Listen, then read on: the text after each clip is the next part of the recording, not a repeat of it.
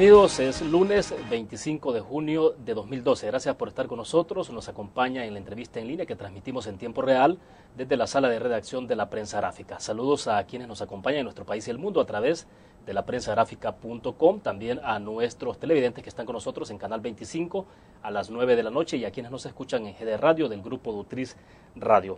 Abrimos la semana con un invitado que tiene poco tiempo de estar involucrado en la política y escasos meses de ejercer funciones como jefe de gobierno municipal.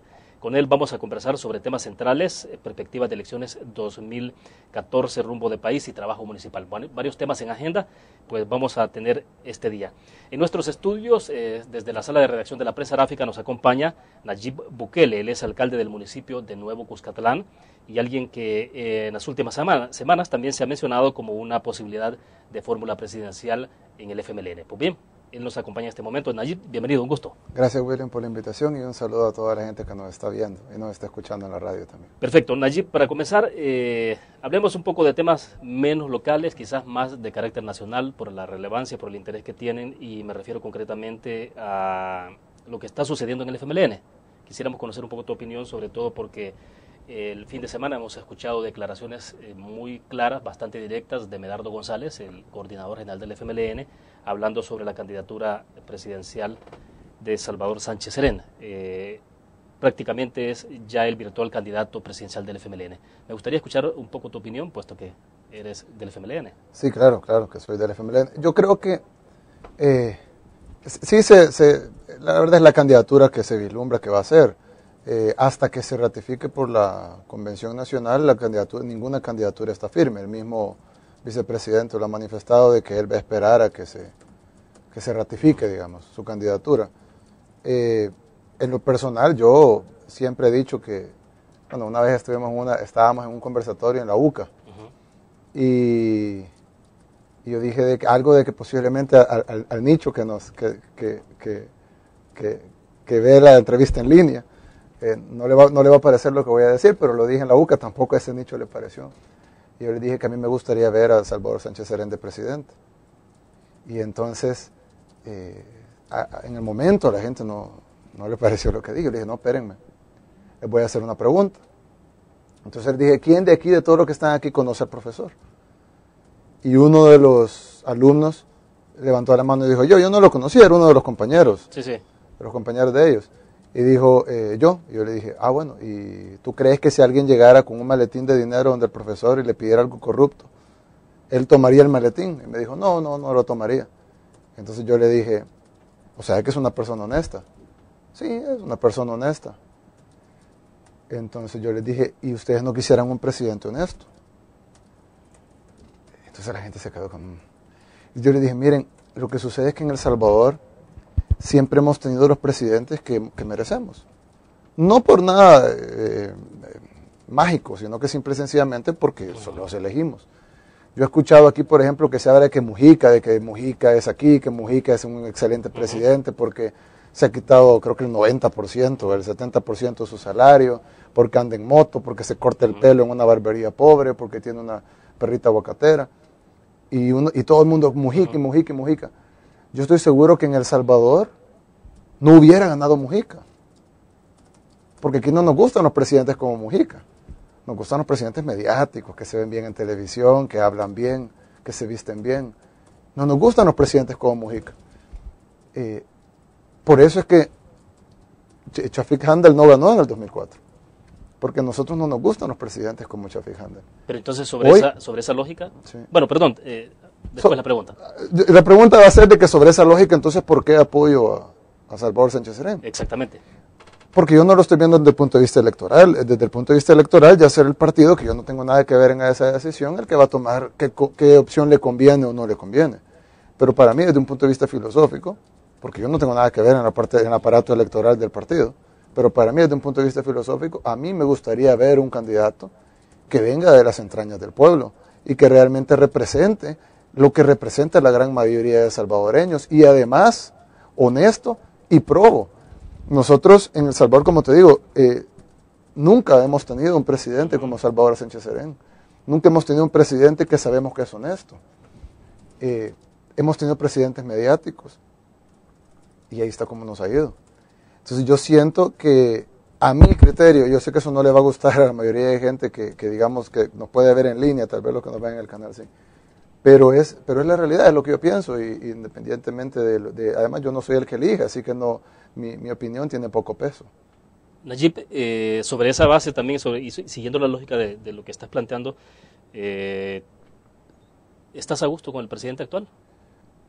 Sí y no.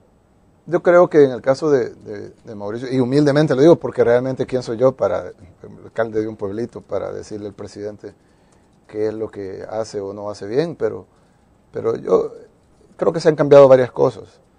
Se han cambiado varias cosas, entre ellas el rumbo de las cosas, cómo se manejan en el país. Otra de las, sobre el hecho de que él llegara, representó por el FMLN, representó una apertura a la democracia. Tenemos que recordar de dónde viene el presidente Funes también. Es importante que haya llegado presidente. Sin embargo, yo me siento decepcionado del gobierno actual. No porque no se hayan hecho cosas buenas, sí se han hecho cosas buenas, incluso la reducción de los homicidios, las exportaciones que han crecido exponencialmente, algunos programas sociales. Pero realmente yo lo dije en una universidad también, que yo sentía de que nuestro gobierno era el gobierno más derecha de toda Centroamérica. Y alguien me decía, ¿pero cómo que el más derecho? Yo decía, sí, nuestro gobierno es mucho más derecha, por ejemplo, Coto Pérez Molina, que es considerado de derecha en Guatemala, o más derecha que Pepe Lobo, que es considerado de derecha en Honduras. Entonces, ya no se diga que Nicaragua, o incluso Costa Rica, con Laura Chinchilla. Entonces, nuestro gobierno es percibido como de izquierda, porque es más izquierda que el anterior. Y cabe mencionar que el anterior era un poquito más izquierda que los anteriores. Pero realmente nuestro gobierno no es un gobierno de izquierda. Prueba está en que cuando hace falta dinero, lo que hace es revisarse los subsidios. Veamos el subsidio al gas, veamos los programas sociales, veamos qué podemos recortar de este gasto, veamos qué podemos no invertir en infraestructura, cuando lo correcto sería tasar yates, tasar bienes de lujo. Pero yo no he escuchado eso. Yo nunca he escuchado de parte del equipo del presidente decir, hace falta dinero, le vamos a poner impuesto a los yates. Yo lo que he escuchado decir es, hace falta dinero, veamos qué subsidio recortamos. Y eso me parece una política totalmente de derecho. Bueno, nos vamos a quedar en ese punto, vamos a hacer una pequeña pausa comercial. Volvemos. Está con nosotros en nuestros estudios desde la sala de redacción de la prensa aráfica Nayib Bukele, alcalde de Nuevo Cuscatlán. Y bueno, decíamos, ha sonado mucho en los últimos días, en las últimas semanas, como un posible candidato a la vicepresidencia, posiblemente, en la fórmula presidencial del FMLN. De eso hablaremos en unos minutos. Yo creo que esa es la pregunta obligada en algunos segundos. Pero quiero terminar, Nayib, sobre el tema que veníamos conversando en el segmento pasado, que tiene que ver con Salvador Sánchez Serén. Entonces, desde tu punto de vista, Salvador Sánchez Serén sería el perfil de presidente que requiere este país para 2014. No, yo no he dicho que yo digo que el perfil sea, no. Yo lo que he dicho sí, por eso pregunto. Sí, no, yo lo que he dicho es que un presidente como Salvador Sánchez Serén sí sería un presidente de izquierda. De hecho, hablábamos en los comerciales, yo te decía, de que el problema es que este país siempre fue gobernado con disponibilidad de dinero. Cuando tomó las riendas del país Alfredo Cristiani, este país tenía mucho dinero. El Seguro Social tenía más de $1.000 millones en los tiempos de colones. Tenía más de $1.000 millones en reservas. Vinieron todo el endeudamiento, creo que andaba por un 10% del PIB, aproximadamente, o menos. Aparte de eso, teníamos todas las donaciones y cooperación internacional que vino por la firma de los acuerdos de paz. Nos habían vendido los activos del Estado, Antel era del Estado, los bancos eran del Estado. Es decir, tenían el capital político por la firma de los acuerdos de paz para poder impulsar reformas económicas. Aunque había mucho que reconstruir, es decir, un país que recién salía de la guerra. Sí, claro. No, por supuesto. Pero la reconstrucción también te genera movimiento económico, porque sí, claro. Tú contratas una empresa que hace un puente y esa empresa contrata empleados, tiene ingreso económico, tiene proveedores, entonces generas movimiento de la economía. La economía se manejó de una forma mercantilista en el sentido de tomar y tomar y tomar del Estado. Y el Estado se fue debilitando. Las pensiones, todo el dinero de las pensiones, todo el negocio de las pensiones se entregó. Entonces al final el Estado quedó cada vez con menos. Cuando vino Tony Saca y recibió el país con así de dinero, se empezaron a impulsar algunos programas sociales que nunca habían sido impulsados, independientemente si estamos de acuerdo o no con el gobierno de Tony Saca. Se empezaron a impulsar algunos programas sociales que nunca se habían impulsado. Estos programas sociales son buenos, de hecho yo abogo por ellos y creo que deberían de crecerse más, pero vinieron a golpear unas finanzas que de por sí ya estaban golpeadas, porque estaban en su nivel mínimo. La papa caliente se le entregó a Mauricio Funes. Hoy Mauricio Funes está trabajando para entregar la papa caliente al que venga. O sea, nadie está resolviendo el punto. No, nadie lo está resolviendo. Cada vez la situación está peor. Ojo, no por una política de este gobierno, ni por los 20 años de Arena, sino por la forma en cómo se ha manejado las finanzas públicas siempre en el país. Entonces, en la papa caliente ahorita le tiene Mauricio Funes y el plan es lograrle entregar. El presidente que venga, independientemente el que sea, va a recibir la papa caliente. La pregunta es, ¿qué va a hacer ese presidente con la papa caliente? ¿O le va a estallar en la cara? ¿O la va a lograr jinetear y con préstamos y algunas maniobras financieras y impuestos la va a lograr entregar? ¿O va a hacer las reformas que se tengan que hacer en el país para solventar ese problema? Yo creo que El Salvador debe hacer un giro. Que si Salvador Sánchez Serén es la persona para hacer ese giro, de los candidatos que suenan, me parece que sí. Yo, si me das la opción entre los candidatos que se perfilan, que van a ser los candidatos para correr en la contienda, definitivamente, sin ninguna duda, voy a apoyar a Salvador Sánchez Serén.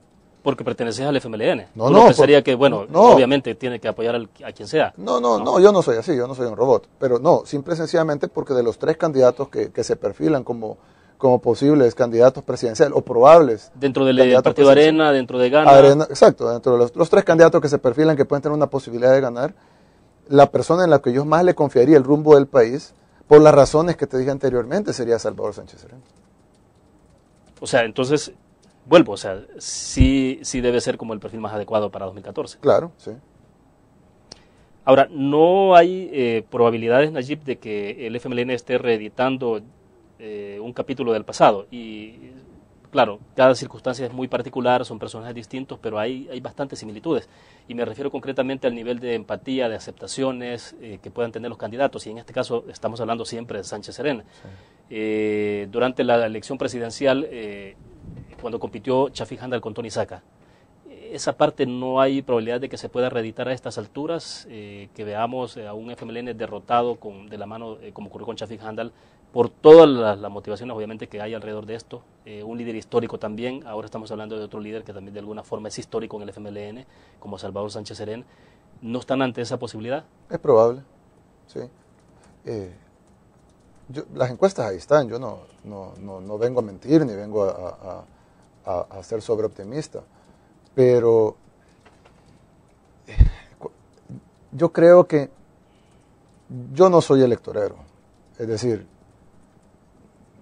yo trato de vivir la vida, pero a la vez trato de abstraerme un poco de la vida, y creo que todos los seres humanos lo hacemos un poco. Para mí yo quiero poder estar viejo y poder ver hacia atrás y saber que hice lo correcto. Si vamos a buscar, vamos a agarrar las encuestas, vamos a ver la persona que más votos tenga, esta vamos a poner, que no me toca a mí hacerlo, pues le toca hacerlo al partido. Yo no quisiera estar en esa situación, porque te enfrentas a qué es lo que querés. Para hacer algo tenés que ganar. Pero ¿qué es lo que querés hacer al ganar? Ya el FMLN tomó una decisión similar en el 2009. Que si la decisión es errónea o no ahorita, eso depende del punto de vista con el que lo veas. Desde mi punto de vista, donde lo principal no es ganar las elecciones y donde yo en lo personal pues he trabajado cuando estaba Arena en el poder y he trabajado ahora que el FMLN está en el poder. En lo personal yo no quisiera que Arena regresara, pero si Arena regresa pues será la decisión del pueblo y pues el pueblo tiene la decisión, por eso somos democráticos. Entonces si Arena vuelve al poder, a mí en lo personal es algo que me atemoriza como país, pero no no en una forma de que si yo estoy en el partido ganador o que si yo estoy en el partido que va a perder, sino en una forma de qué es lo que le conviene al país, pero al final es el país el que va a tomar esa decisión. Yo creería que el partido debería de, si Sánchez Serén es la cara del FMLN, pues, ¿por qué tiene que ponerse una máscara? Que ponga la cara del FMLN y que sea el pueblo el que decida cuál es la opción que quieren. Y si ellos van a decidir votar por Arena porque les parece más la cara de Arena y lo que representa Arena, entonces, bueno, ellos tienen la decisión, nosotros, mejor dicho, como salvadoreños tenemos la decisión, y pues tendremos el gobierno que elijamos y nos vamos a dar cuenta si elegimos bien o mal ya adentrado en el nuevo gobierno. Entonces yo no lo veo desde un punto de vista electorero, primero porque no me toca hacerlo a mí, y segundo porque yo trato de no caer en eso. ¿Ha sufrido el FMLN muchos traumatismos desde tu punto de vista? Pregunto esto por lo que ocurrió con Chafik Handal, la historia de Chafik Handal, lo que ha ocurrido con Mauricio Funes, porque bueno, vemos una relación inédita entre FMLN y el presidente Funes. Hay algunas situaciones que no terminan de configurarse, o por lo menos los mensajes que se mandan hacia la población no terminan de calzar, de que la gente entienda de que estamos ante hechos inéditos o una relación inédita, digamos. Sí. ¿Será que hay fases bastante traumáticas en el FMLN? No sé, yo creo a veces de que nosotros no nos decidimos qué es lo que queremos. El presidente Funes, con sus defectos y sus virtudes y sus sinsabores, tiene una relación más democrática con su partido que la de los presidentes anteriores. Esa especie de rey que teníamos antes, donde gobernaba todo, tenía la Asamblea Legislativa, la Corte de Cuentas, la Corte Suprema de Justicia, las alcaldías, las instituciones públicas, la Fiscalía. A mí no me parecía una cosa democrática. Que tengamos un presidente ahora, de nuevo, con sus defectos, virtudes, sinsabores y lo que sea, pero que tengamos un presidente ahora independiente totalmente, o mejor dicho, con una Asamblea independiente de él, con una Corte Suprema de Justicia, ya lo hemos visto, independiente de él y de la Asamblea Legislativa, con un fiscal independiente de él, con una Corte de Cuentas, tal vez no tan independiente como las demás instituciones, pero donde vemos un país en donde no está enfilado todo, gremiales, medios de comunicación, Asamblea Legislativa y todo, sino que tenemos un presidente que está separado de la Asamblea Legislativa separada de la Corte separada de los demás entes controladores del Estado, donde la sociedad civil le reclama al presidente, donde cuando los diputados, no es labor de Funes necesariamente, pero es labor del nuevo El Salvador que estamos viviendo, donde los diputados se suben el sueldo, llega la gente a tirarle zapatos y se lo tienen que bajar. Entonces, en un país donde pasan ese tipo de cosas, realmente hemos avanzado. Al final, yo sé que es más popular ser pesimista, pero realmente lo que se ha avanzado, y no tal vez por labor de Funes, pero con solo su llegada al poder y la descentralización del poder en una sola figura monárquica que teníamos antes, es un gran avance para el país, y cuando estemos un poco más al futuro, vamos a poder mirar a estas fechas y a estos tiempos y decir, en esos tiempos el país empezó a cambiar. Ya, ahora la pregunta puntual es, en el marco de una decisión que pueda estar tomada ya por el FMLN, que solo falta una ratificación, tal cual se ven las cosas ahora, es Salvador Sánchez Serén, ¿sí?, el candidato presidencial del FMLN. ¿Es Nayib Bukele el complemento en la fórmula presidencial del FMLN? No, yo he escuchado eso, pero no sé de dónde viene. Yo incluso he hablado con gente del partido y les he externado mi preocupación de que yo no quiero ser mencionado como candidato a vicepresidencia, ni a presidencia, ni a ministro, ni nada de eso, por varias razones. La primera es porque soy muy joven y pretender una candidatura presidencial o vicepresidencial sería un poco abusivo. No tengo casi nada de experiencia política. Prueba está en que lo que me estás preguntando te lo digo como lo siento y no te digo necesariamente tal vez lo que la gente quiere oír, que es lo que un político haría. Además, tengo un compromiso con Nuevo Cuscatlán de construir una nueva ciudad, y eso va a tomar algún tiempo. Y además, en el punto de vista personal también, pues yo no me he casado, no he tenido hijos, entonces yo creo que hay pasos en la vida y creo que faltaría mucho tiempo para considerar una candidatura a presidente o a vicepresidente. Ni el partido lo está pensando tampoco, ni yo. Así que no. Bueno, no soy el candidato. Hacemos una pausa, creo que hay otras preguntas más todavía sobre el tema. Volvemos. Nayib, en el segmento pasado entonces nos explicaba un poco las razones de por qué no llegar a formar parte en este momento de una fórmula presidencial junto a Salvador Sánchez Serén en el caso del FMLN. Sí. Nos explicabas algunos motivos estrictamente de carácter personal y bueno, de experiencia política, desde luego. Claro. uno se piensa o se pregunta de inmediato, pero entonces, bueno, podemos ver a Nayib Bukele pensando, si no 2014, obviamente revalidarse en la alcaldía de Nuevo Cuscatlán, pero también para 2019. O sea. Sí, no. Bueno, estaba en una entrevista la vez pasada, yo le decía de que yo creería de que el proyecto de Nuevo Cuscatlán tomará aproximadamente unos 10 años y que eso me descalificaría del 2014 y del 2019. Y no que me lo estén ofreciendo, pero asumiendo hipotéticamente que eso pudiera llegar a pasar. Y entonces me decía, ¿y 2024? Le digo, mire, le digo, ya si empezamos a hablar de aquí a 12 años, el mundo va a ser bien diferente de lo que es ahora. Yo no sé, no me imagino yo el 2024. Espero que ya vuelen los carros porque ya tenemos rato de este lado. Entonces, a lo que me refiero es de que ya el mundo va a ser bien diferente en el 2024. Y si te digo que no 2024 y 2029, yo creería que ese presidencialitis que existe en El Salvador, de que cuándo va a ser el momento para lanzarse a la presidencia, y casi todos los políticos se les pregunta lo mismo. No, yo te lo digo, de aquí a 12, 15, 18, 20 años, no sé qué va a pasar, pero sí los próximos 10 años se los quisiera dedicar a Nuevo Cuscatlán, porque es una deuda que tenemos con la gente de Nuevo Cuscatlán, que se los prometimos y que lucharon por ganar la candidatura y pues se lo merecen.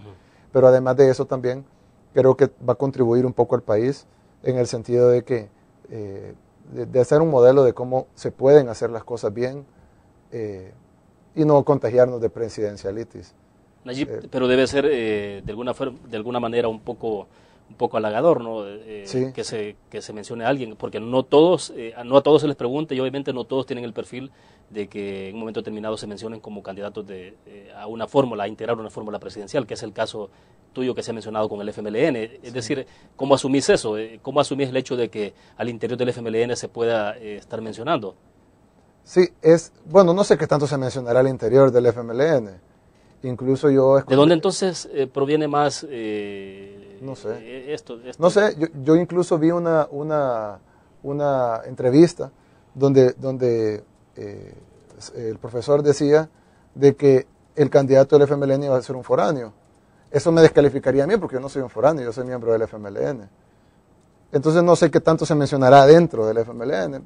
Que se mencione afuera es bien halagador. No tengo ningún interés ni intención, ni el partido tampoco. Pero sí halaga que se diga. Pero hay que mantenerlo en su dimensión. Ya, y volviendo entonces un poco, y el FMLN, pesará mucho para el FMLN el haber hecho gobierno en estas circunstancias de que está viviendo el país y el mundo. ¿Qué tanto peso puede tener lo que está ocurriendo en este momento en la economía? Me refiero a la economía de la gente, de las personas, la gente que debe acudir cada día al supermercado, que debe ir al mercado central, que debe ir a comprar la fruta, las verduras y se encuentra con precios altos. ¿Qué tanto va a pesar eso a la hora que la gente vaya a las urnas en 2014 y decida volver a endosar el respaldo a otro candidato del FMLN? ¿Cómo lo ves? Va a pesar. Nuestra economía no está mal porque los precios sean altos. Quiero hacer una pausa en eso. Nuestra economía está mal porque los ingresos son bajos. Yo he visto cuánto paga la gente por un celular, por una laptop, pero cuánto pagamos por una libra de frijoles o una libra de arroz. Realmente si vemos lo que cuesta a un campesino sacar un frijol de la tierra, es más o menos lo que le cuesta a Apple hacer un iPhone. Pero por un iPhone pagamos $600 claro. Y por un frijol, pues bueno, por una libra, imagínate, por un frijol no pagamos ni un centavo, por una libra no pagamos ni $1. Entonces realmente el problema no son los costos de las materias primas. De hecho, gracias al incremento en los costos de las materias primas es que Latinoamérica pudo salir de su desarrollo. Vemos el caso de Chile con el cobre, vemos el caso de Brasil. El caso de la mayoría de países de Latinoamérica salieron de la pobreza o están en vías de desarrollo, incluso países que ya se consideran potencias mundiales como Brasil o potencias mundiales emergentes. Ha sido gracias a que hayan subido los precios de materias primas. Yo no creería que el problema sean los precios altos del arroz y los frijoles. Yo creería más bien que el problema son los bajos ingresos del salvadoreño. Aquí el salario mínimo es de $224, que es una burla realmente para lo que debería ganar un salvadoreño que trabaja, y esos son los que tienen la bendición de tener un empleo fijo. Claro, tú eres empresario, formal, claro. O sea, conocer la realidad de la gente por también. Supuesto, y además a nadie le pago el salario mínimo y sería una injusticia. Bueno, muchas empresas tampoco lo hacen de pagar salario mínimo. Claro, y no te lo digo como un gran logro, sino que en el sentido de que realmente en El Salvador tenemos como que tenemos una mente de correr hacia atrás y vamos a parecernos más al país más subdesarrollado posible, y si encontramos un país más subdesarrollado como nosotros, va a Kenia o Haití o cualquier país, el más subdesarrollado que encontremos, agarramos las recetas de ese país y empezamos a aplicarlas a la carrera aquí, como que si tuviéramos un deseo intrínseco de parecernos al país más pobre posible. ¿Cuánto vale un mango en Japón o en Alemania? Bueno, van a decir que porque es tropical. ¿Cuánto vale una manzana?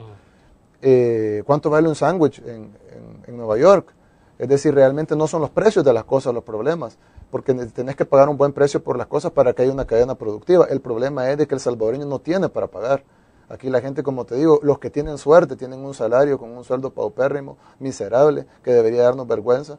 Y entonces realmente yo no creo que la solución, y por eso te digo que necesitamos virar hacia la izquierda. No estoy hablando del FMLN en sí, pero tenemos que virar hacia la izquierda como ha virado todo el mundo. Estamos muy por atrás de todas las economías desarrolladas.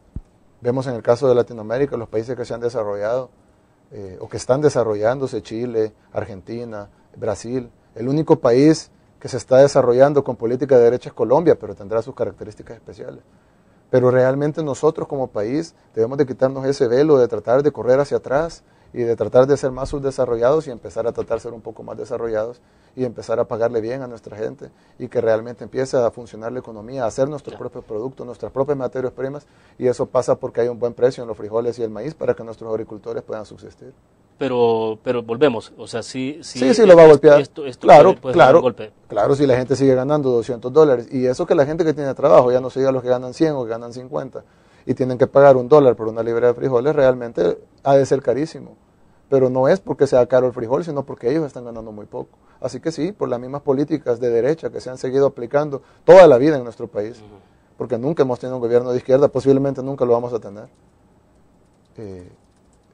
El país va a seguir mal y claro, la gente le va a pasar la factura al gobierno de turno, y el gobierno de turno es el gobierno que llevó al poder al FMLN, así que va a tener que aguantar su factura.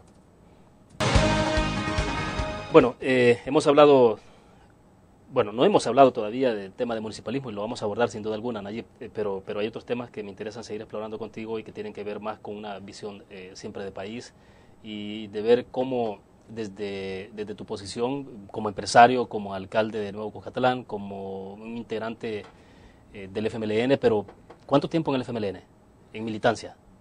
No, en militancia tal vez menos de un año, pero yo he trabajado con el FMLN desde hace 12 años. Casi la mitad de mi vida he estado trabajando con el FMLN, sobre todo en la parte de la publicidad. Así que, además, siempre he sido izquierda toda mi vida y siempre voy a hacerlo. ¿Nunca has estado en la juventud del Partido de Arena? No, jamás, no. Bien, hablemos entonces de cómo ve Nayib lo que está pasando en la derecha, o sea, desde la perspectiva de izquierda, desde luego. Entonces, ¿cómo se está viendo al Partido Arena en la configuración de su candidato? ¿Cómo se ve la posibilidad de que sea Tony Saca otra figura candidateable de parte de Gana y de una coalición de partidos de derecha? ¿Cómo ves ese escenario planteado en este momento? Bueno, ya creo que ya sabemos más o menos quiénes pudieran ser las cartas. Hay algunas dudas, como en todo, pero más o menos pudiéramos tener un panorama de cómo pudiera ir. Yo tengo optimismo por El Salvador, y lo tengo porque a pesar de que casi siempre tomamos la decisión equivocada, como sociedad hemos logrado avanzar. Hace 100 años a la gente le pagaban con monedas de una hacienda y le decían, con esta moneda puedes comprar comida en la tienda de ahí. Básicamente peor que la esclavitud, porque la esclavitud por lo menos tenían la obligación de darle todo. Aquí le daban una moneda y lo que te alcance. Ya no vivimos ahí. Antes no había derecho a la tierra, derecho a las elecciones libres. Ahora tenemos elecciones libres, eso nadie lo puede dudar. No son perfectas, pero son libres. Gana uno hoy que está el FMLN en el poder. Arena se lleva un montón de alcaldías que el FMLN no quería que se las llevara. Es decir, podemos votar por quien queramos. Entonces, al final, aunque hemos ido tomando casi siempre la decisión equivocada, al final, como sociedad, hemos avanzado mucho. En el caso de Arena, yo no sé a quién más escoger. Pudiera tener una idea, así como tú, pero no sé. Pero y probablemente la gente, se oyen algunos vientos de cambio. Yo dije en un artículo hacia atrás, si Arena ganara las elecciones, para mí habríamos retrocedido.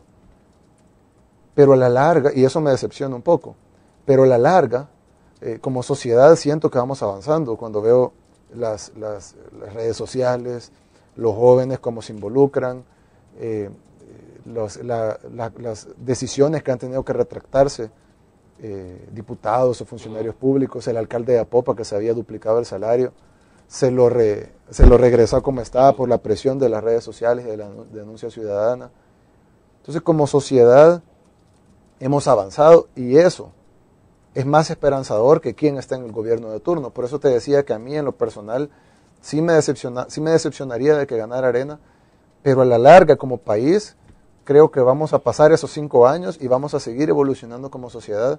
Así que esa configuración de las derechas, de que si va a ir Norman o Tony Saca, o realmente quién va a ganar, sí es importantísimo, por supuesto, porque para mucha gente va a representar la diferencia entre tener que comer y no tener que comer, y para muchas empresas va a significar poder seguir funcionando y empleando personas o tener que cerrar operaciones. Pero a la larga, como sociedad, creo que vamos a avanzar independientemente de qué partido político tenga el gobierno de turno en los próximos 5 años. El fantasma ese que ocurría en algún momento determinado, que se mostraba de quién espantaba más inversiones, quién era el llamado para generar o atraer más inversiones, ¿crees que se ha desmitificado o se sigue observando? No, no existe, es un fantasma, tú lo dijiste, es una cosa electoral.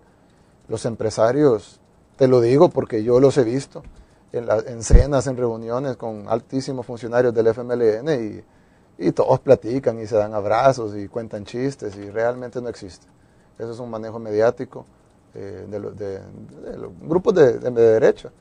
Es un manejo mediático de que si gana el frente no vamos a ir, nadie se va a ir si gana dinero. La definición de la empresa privada, por definición, es buscar rentabilidad. Es el único objetivo de la empresa privada. Todas las demás cosas de responsabilidad social, etcétera, son accesorias. La finalidad de la empresa privada es buscar rentabilidad. Y si una empresa tiene rentabilidad en el país, la va a seguir teniendo. Y mientras la siga teniendo, va a seguir la empresa en el país. Para que una empresa cierre, no importa qué gobierno de turno esté, sino que importa qué tanta rentabilidad o pérdida pueda tener. Y todo ese tema de incertidumbre de las inversiones, de sí, Estado de Derecho, eso es una forma de manejar. Eso es una forma de manejar los medios para tratar de quitar regulaciones y que sea más ley de la jungla, que es lo que un empresario codicioso quiere. Lo vemos en el caso de Nicaragua, por ejemplo. Me parece que Nicaragua es mucho más izquierda que El Salvador. De hecho, la figura de Daniel Ortega en El Salvador asusta más que una figura tipo Mauricio Funes, en teoría, para el empresariado. Sin embargo, los empresarios salvadoreños están corriendo a Nicaragua a invertir. Ahí tenemos muchos empresarios, incluso de la cúpula de Arena, están invirtiendo decenas de millones de dólares en Nicaragua. Hay unos que viajan todos los días en sus jets privados a Nicaragua, todas las semanas, a ver sus inversiones en Nicaragua, llevándose las pocas divisas que tenemos, llevándolas a Nicaragua. ¿Y por qué no le tienen miedo a Daniel Ortega? Es que no existe, ellos lo que buscan es rentabilidad, y como Nicaragua ahorita es un gran mercado para altas rentabilidades, ellos van a llevar sus dólares para allá. En el momento de que Nicaragua se convirtiera en un país ya no rentable, van a sacar sus dólares de Nicaragua y los van a llevar al país que sea rentable. Así que esa mitificación del fantasma, tú lo dijiste, es un fantasma, todos sabemos que es un fantasma, pero a veces nos gusta revivir fantasmas, y eso del ahuyentamiento de la inversión privada, eso no existe. El inversionista va a invertir donde sea rentable y no va a invertir si no es rentable, punto. Perfecto, debo hacer otra pausa comercial. Tengo acá un comentario referido justamente a lo que hemos conversado durante la entrevista, pero voy a plantearte esa inquietud cuando regresemos, de Yulisa López, que nos escribió por el Facebook, y luego entonces regresamos ya con los temas de carácter municipal. Vamos a la pausa. Allí una pregunta más que tiene que ver, más bien es la opinión y pregunta a la vez de alguien que nos sigue a través de Facebook. Dice Yulisa López: en reiteradas ocasiones he hecho saber al alcalde Najib mi preconcepto de su persona, pero me cuestiono de gran manera en cuál es su idea de una sociedad, siendo él un capitalista. No es imposible que un capitalista tenga un juicio de ayuda en beneficio público, más en nuestra sociedad casi nunca dice impera el bien común, sino el bien particular. Entonces pregunta cuál es su idea de una población igualitaria y justa. Una pregunta bien compleja. Yo ayer publicé un artículo que explicaba un poco eso. esa disyuntiva de por qué, si él es empresario, por qué es de izquierda. O como diría alguien de izquierda, si ese es millonario, ¿por qué quiere ser de izquierda? Lo que sucede es que en nuestro país no hay izquierdas y derechas. Lo que hay es un grupo opresor versus un pueblo oprimido. Eso ha sido desde la colonia. Todo el tiempo, todos estos cientos de años, hemos tenido un sector de la sociedad que ha estado oprimido. Que, como te digo, por la misma evolución de la sociedad en los últimos años, eso está cambiando un poco. Entonces se ve como que si este es empresario, es del grupo opresor, digamos, debería de estar peleando para cuidar su finca y que nadie le quite lo que es de él por derecho de nacimiento. Perdón, ¿y esa visión no es demasiado ortodoxa? ¿Cómo ortodoxa? De ver eso, de esa forma de ver las cosas así, del opresor y el oprimido. Comunista. No, es la verdad. Es que tampoco no tenemos que partir de un diagnóstico. Es como cuando uno va a un médico. Si tenés cáncer, el médico no te va a decir, mira, usted tiene catarro. Porque si entonces no te va a dar medicina para el catarro en lugar de darte quimioterapia. Lo que tenemos en nuestro país no es un catarro. Lo que tenemos en nuestro país es una forma de ver, de dividir al país en dos partes. De tener un grupo opresor, el que tiene derecho por nacimiento, de ser el gobernante, digamos. Y el grupo oprimido, el que nació para servir. Eso funcionaba así en el país toda la vida. Yo he visto, por ejemplo, cuando había manifestaciones de grupos afines al FMLN, y la gente decía, esos son chusmas, esos son unos bochincheros, pero cuando marchó los aliados por la democracia, que no estoy diciendo que estoy en contra de algunas cosas, pero cuando marcharon los aliados de la democracia, qué lucha de la sociedad civil organizada. Lo que pasa es que hay gente que tiene derecho a hacer algunas cosas y hay gente que no lo tiene. Yo recuerdo una vez, había un empresario, cuando nosotros empezábamos a trabajar con el FMLN, había un empresario, una reunión, no voy a decir el nombre, y me dice, ¿por qué estás trabajando con el FMLN? Yo, ¿cómo que estoy trabajando con el FMLN? Porque sí, pero vos no deberías de trabajar con el FMLN porque eso es hacerle juego a los comunistas, y los comunistas son aquí y allá. Y entonces yo, en lugar de entrar en un debate filosófico del comunismo y el no comunismo, lo que le dije fue, ¿y qué dice de Taca que va a Cuba? Cuba es un país cerrado, digamos, recluido, introspecto. Entrar un avión al espacio aéreo cubano no va a ser nada sencillo. Es decir, yo no puedo entrar un avión al espacio aéreo cubano y soy un miembro del FMLN. Para entrar un avión al espacio aéreo cubano tienes que llegar a negociaciones de altísimo nivel con la cúpula del poder en Cuba, si no es con los hermanos Castro. Y Taca mete aviones, no sé si todos los días o cada 2 días mete un avión o más al espacio aéreo cubano. Tuvieron que haber negociaciones y abrazos entre los Castro y los dueños de Taca. Pero eso nadie lo critica. Nadie lo critica porque acá hay un grupo de gente que tiene derecho de nacimiento a hacer lo que quiera. Pero están todos los demás que son los mortales, digamos. Los que no tienen derecho a hacer nada, no tienen derecho a hablar, no tienen derecho a levantar la cabeza, no tienen derecho a cuestionar nada. Tal vez mi posición, que está un poco dentro del otro grupo, del grupo que sí tiene derecho a hablar, es lo que me permite decirte esto que te estoy diciendo y me permite verlo. ¿Te da solvencia eso? Es decir, porque además sos empresario, tu familia es empresaria. Sí, más que solvencia, me permite verlo. Yo he escuchado algunos comentarios, incluso críticas de la izquierda, donde dicen, este es un oligarca o un burgués. Vaya, sí, pero eso no es el punto. Fidel Castro, el Che Guevara, Karl Marx, son personas que venían de familias acaudaladas. ¿Por qué? Porque generalmente, cuando la opresión no solo es una opresión física y económica, es una opresión psicológica y educativa también. Es una opresión académica, no te permiten ver las cosas. Cuando aquí salió una película que tenía el nombre de nuestro país, El Salvador, es una película de Hollywood que salió en muchos países del mundo, pero en El Salvador fue prohibida. Por supuesto, la gente de cierto nivel económico la podía ver porque tenía antena parabólica, o podía irse de viaje a verla, o ir y comprar el cassette de VHS que había en ese tiempo. Pero el salvadoreño promedio no tenía acceso a eso. A veces, el estar en una posición distinta, digamos, no es que te dé la solvencia, sino que te permite ver las cosas como son en realidad, sin el velo que se le pone a la mayoría de la población todos los días. Es decir, entonces a Nayib no le preocupa tampoco que al interior del FMLN puedan haber voces críticas que digan, bueno, él es un empresario, de una familia de gente de dinero en este país y está en el FMLN. O sea, le tiene sin cuidado a Nayib. Es que así como, si vemos, así como el opresor comete un error gravísimo, y es lo que nos ha tenido en su desarrollo, de subyugar al 90% de la población o 95% de la población. Así el oprimido cometería un gravísimo error en tratar de destruir al que está arriba, es el que amalgama el 90% del dinero del país. Lo que tenemos que hacer es poner el capital a trabajar en función del país, no tenemos que destruirlo. Si destruimos el capital, entonces ¿con qué nos vamos a quedar? Repartiendo miseria. Yo soy izquierda totalmente, lo más radical posible, pero no soy comunista. Yo sí creo en que está bien que hayan millonarios como los hay en Europa, por ejemplo. Pero los millonarios en Europa pagan el 60% de impuestos. Y con eso se pagan programas sociales. Una mujer embarazada, por ejemplo, no tiene 3 meses de permiso pago como en El Salvador, sino que tiene 1 año. Y su esposo tiene 3 meses. ¿Y Nayib Bukele estaría dispuesto a pagar ese 60% como lo hacen en Europa? Por supuesto que sí, si es que no nos hace falta más. Alguien que tiene 5 yates, estoy seguro que puede vivir felizmente con 4. Ningún millonario necesita ese excedente de dinero, ellos lo saben, en otros países los pagan. Hay muchos empresarios salvadoreños que tienen inversiones en Estados Unidos y pagan impuestos mucho más altos a los de El Salvador.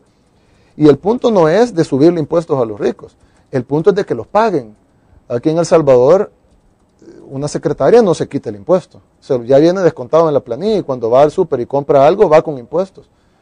Pero el rico sí se los quita. Aquí hay especialistas en bajar impuestos y además no solo hay especialistas en bajar impuestos, sino que las leyes están diseñadas para que los grandes capitales no paguen impuestos. Por ejemplo, las transacciones de la bolsa de valores no pagan impuestos. Tú compras algo a $1, lo vendes algo a $100, ganaste $99, tendrías que pagar en teoría el 25% del impuesto de la renta, que serían como $24, pero según las leyes no pagas nada. Bueno, perfecto. Vamos a hacer otra pausa comercial. Regresamos.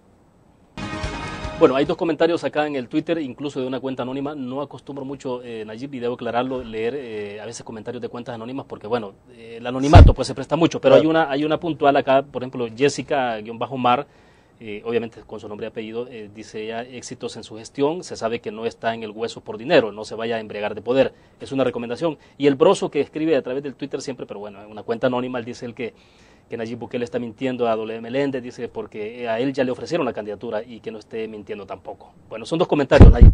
Sí. El primero, gracias. Sí, no tendría por qué embriagarme de poder ahorita, pero posiblemente a veces el ser humano puede perder la perspectiva. Le agradezco y por supuesto que lo voy a tomar en cuenta. El otro comentario está bien. De hecho, esas cuentas anónimas a veces revelan algunas cosas buenas, pero en este caso no está equivocado. No se me ha ofrecido la candidatura y me estoy descalificando públicamente. Sería un pésimo inicio para mi campaña si estoy diciendo que no debería ser vicepresidente. Bueno, uno periodísticamente pensaría eso, pero ya hemos tenido muchas experiencias y no estoy diciendo que es tu caso, obviamente, sí, pero en casos anteriores donde hay políticos que dicen no y se niegan y al final terminan aceptando. Sí, pero depende por qué digan que no. Si dicen no porque yo estoy ahorita enfocado en mi trabajo como alcalde, pudiera después decir no, bueno, el país me lo pidió, y entonces, bueno, pero en este caso no, porque te estoy diciendo que soy muy joven para el cargo y que no tengo experiencia política y sería abusivo de mi parte pretenderlo. Entonces, si me tiraré candidato, me van a decir, bueno, tú dijiste que sería abusivo, dijiste que no tienes experiencia y decir que sos muy joven, así que no sé. Tendríamos que recordarte las frases. Me recordarían las frases y destruiría mi campaña, así que no creo que... Además, tal vez pudiera ser un poco incómodo para el FMLN, porque yo trato de ser lo menos político posible. Incluso, tú me comentabas en los comerciales, me decías, tal vez hay gente que no le va a gustar todo lo que decís, entonces yo creo que no sería el mejor candidato y definitivamente me descalifico totalmente para candidato a vicepresidente, así que con todo el respeto que merece el Broso, no voy a ser candidato vicepresidencial, ni ministerial, ni superintendente, ni nada que no sea alcalde de Nuevo Cuscatlán. Ahora, tienes 30 años, ¿no? Y sí, con 30 años entonces estás ejerciendo como alcalde del municipio de Nuevo Cuscatlán. Correcto. Nos llevamos la entrevista sobre los otros temas. Sí. Yo creo que quedamos pendientes para dedicar una entrevista entonces más adelante sobre el tema estrictamente municipal, pero bueno, tenemos algunos minutos. Entonces, ¿cuál es tu perspectiva que tenés sobre Antiguo Cuscatlán? ¿Qué quiere hacer Nayib de Antiguo Cuscatlán? Te lo voy a poner en... ¿Dije Antiguo Cuscatlán? Nuevo Cuscatlán. Te lo voy a poner en una frase. Queremos mostrar que un gobierno de izquierda, de verdad de izquierda, es lo que necesitamos en el país y eso es lo que vamos a hacer en Nuevo Cuscatlán. hacer un gobierno de izquierda, pero de verdad izquierda, izquierda progresista, izquierda como la que tenés en Europa, izquierda como la que tenés incluso ahorita en países como Brasil. Y vamos a demostrar que realmente un gobierno de izquierda, con políticas de izquierda, es lo que necesitamos como país, y lo vamos a hacer en un laboratorio, digamos, que se llama Nuevo Cuscatlán, y la gente de El Salvador va a poder ver a Nuevo Cuscatlán convertido en una ciudad del futuro en un tiempo récord. Y no solo ciudad del futuro por su infraestructura, que también va a ser muy buena, sino que además en su parte social, delincuencial, educativa, de salud, vivienda, etcétera. Pero no se va a sentir desmeritado Óscar Ortiz por lo que está haciendo en Santa Tecla. No, Digo, va a no. decir, bueno, lo que está haciendo Óscar Ortiz de Santa Tecla, ¿dónde queda entonces? O sea, No. Lo que pasa es que es diferente. El caso de Óscar Ortiz es un excelente alcalde, lo ha aprobado. Por eso la gente de Santa Tecla lo reelige con esos márgenes y por eso esa gran popularidad que tiene. Yo no quiero compararme con Óscar Ortiz, es abusivo también, él tiene mucha más experiencia que yo, y más bien yo debería aprender de él y no él de mí. No estoy tratando de poner, pero el gobierno que queremos impulsar en Nuevo Cuscatlán es diferente al de Santa Tecla. Nosotros no queremos, y además las realidades son distintas, nosotros queremos hacer un proyecto de izquierda integral. Incluso ahorita ya asumimos, la salud de Nuevo Cuscatlán ya fue asumida por la alcaldía.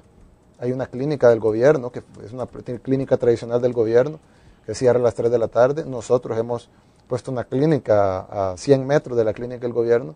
Es una clínica que atiende 24 horas con médicos especialistas. Tenemos nuestro propio laboratorio, nuestra propia ambulancia. Atendemos emergencia a las 24 horas, consultas hasta las 10 de la noche. pero no están asumiendo ustedes una atribución que es exclusiva también del Ejecutivo. No, exclusiva, pero bueno. Exacto, no es exclusiva. Pero es decir, no están asumiendo una responsabilidad que le compete más al Ejecutivo. Sí, claro, pero si el Ejecutivo no lo hace bien, lo vamos a hacer nosotros.